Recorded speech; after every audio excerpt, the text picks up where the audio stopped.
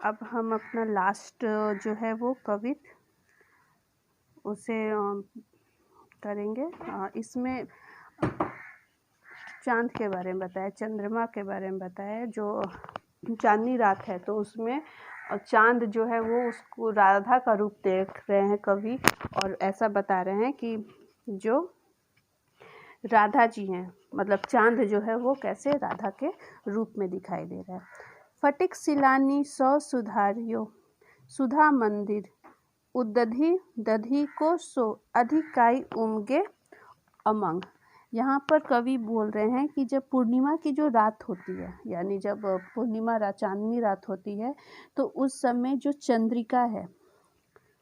जो चांद है, वो क्या करती है, पूर्णिमा की रात्रि में चंद्रिका जो है वो पूरे आकाश में अपनी सुंदरता, अपनी सौंदर्य को बिखेर देती है, जिसमें कवि जो है वो कल्पना कर रहे हैं। और सफेद दिशशिलाओं से, यानी कि जो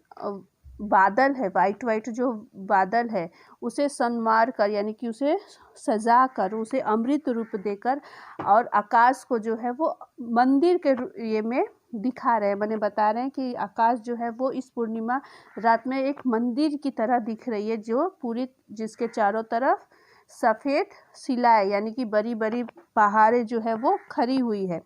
और उस समय कवि जो देखते हैं, जो उनके मन में चलते हैं, उसके बारे में बता रहे हैं कि इस चांदनी रात में ऐसा लग रहा है कि आकाश जो है उसके चारों तरफ सिर्फ चंद्रिका, यानी कि प्रकाश से बिछी हुई है, और वो बहुत खूबसूरत दिख रही है। और जो बादल है, जो सफ़ेद सफ़ेद, रात को बादल सफ़ेद दिखाई देती है पूर्णिमा रात में, तो वो जो बादल है वो ऐसा प्रतीत हो रहा है कि पहाड़ पर चारों तरफ जो है वो पहाड़ लगी हुई है। शिलाएं मतलब कि बड़ी बड़ी चट्टानें, पहाड़, पत्थरें चारों तरफ फैली हुई है, जिसे देखकर ऐसा लगता है कि उददी दही को सो अधिकाई उमगे अमंग, यानी दही का सागर जो है वो पूरे जगह पर उमड़ा पड़ा है। दही कैसा होता है, सफ़ेद सफ़ेद होता है ना, और वो गाढ़ा की तरह होता है। तो वैसे ही बादल जो है वो पूरी तरह ऐसा लग रहा है कि पूरे आकाश में वो फैला पड़ा है। बाहर ते भीतर लो भीति न दिखे देव, दूध को सो फेन फैलियो आंगन फर्श बंद। यहाँ पर कवि जी क्या कह रहे हैं कि इस मंदिर में बाहर से भीतर तक कहीं भी थोड़ी सी भी दीवार दिखाई नहीं दे रही है, और आकाश जो है वो ऐसा लग रहा है, जो मंदिर जो है वो संपूर्ण आंगन में ऐसा लग रहा है जैसे कि दूध का झाग, जब दूध उबलता है तो उसका झाग कैसे निकलता है, तो वैसे ही उस समय बता रहे हैं कि ये इस जो मंदिर है उसके आंगन में सिर्फ दूध का झाग जो है वो पूरी जगह पर फैला हुआ है। तारा सी तरुणी तामे थारे झिलमिली होती, मोतिन की ज्योति मिलियो मलिका को मगरंद। यहाँ पर क्या बोल रहे हैं, यहाँ पर कवि जी बोल रहे हैं कि ऐसे सफ़ेद फर्श के बीच में तारा के समान ऐसा लग रहा है कि तारा के समान एक युक्ति, यानी कि एक महिला खड़ी होकर झिलमिला रही है। तारे रात को झिलमिलाते हैं ना, तो ऐसा लग रहा है कि उस दूध के, उस बर्फ पे, उस सफ़ेद फर्श पे उस महिला क्या हुई है, खड़ी होकर झिलमिला रही है। मोतिन की ज्योति मिलियो मलिका को मकरंद, जैसे कि मोतियों की चमक मलिका के फूलों के रस से मिलकर, यानी कि वो जो औरत है उसके फूलों से मिलकर क्या हो रही है, प्रदीप्त हो उठी है, यानी और चमक उठी है, जागृत हो उठी है। आरसी से अंबर में आभासी उजारी लगे, प्यारी राधिका को प्रतिबिंब सो लागत चंद। आरसी से अंबर में आभासी उसारी लगे, यहाँ पर बता रहे हैं कि अंबर जो है वो दर्पण की तरह निर्मल हो गया है, और अंबर जो है वो ऐसा लग रहा है कि अभी इस समय दर्पण के समान हो गया, और जिसमें उज्जवल चंद्रिका की चमक सुंदर लग रही है, यानी कि जो उज्जवल जो चंद्रिका है उसकी चमक और भी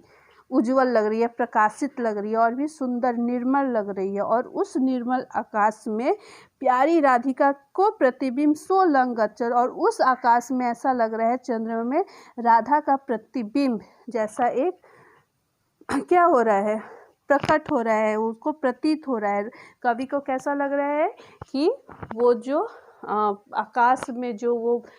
दूध का झाग जो है उसमें एक औरत खड़ी है, और वो जो आकाश है वो पूरा दर्पण बना हुआ है, और उस दर्पण में उनको राधा जी की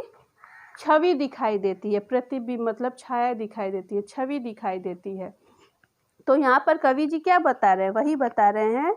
कि आकाश जो है इस पूर्णिमा रात में आकाश जो है वो बहुत ही सुंदर दिखाई देता है और ऐसा लगता है कि चारों तरफ दूध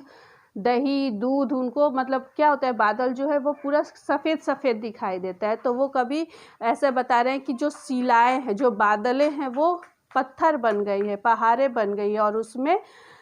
उसके बीच में क्या है, एक युक्ति यानी एक औरत जो है उसमें दूध का झाग फैला हुआ है और उसमें एक औरत खड़ी हुई है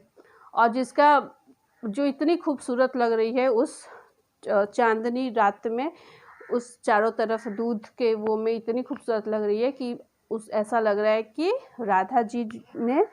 क्या किया है, वहाँ पर अपने दर्शन दिए हैं। तो ये हो गया हमारा सवैया और कवित। सवैया में हमें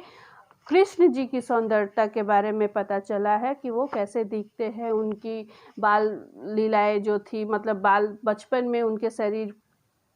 पे जो वस्त्र थे, उनके पैरों में जो पायल थी, उनकी कमर बंद थी, तो उन सब के बारे में बताया है। और सेकंड कवित में हमें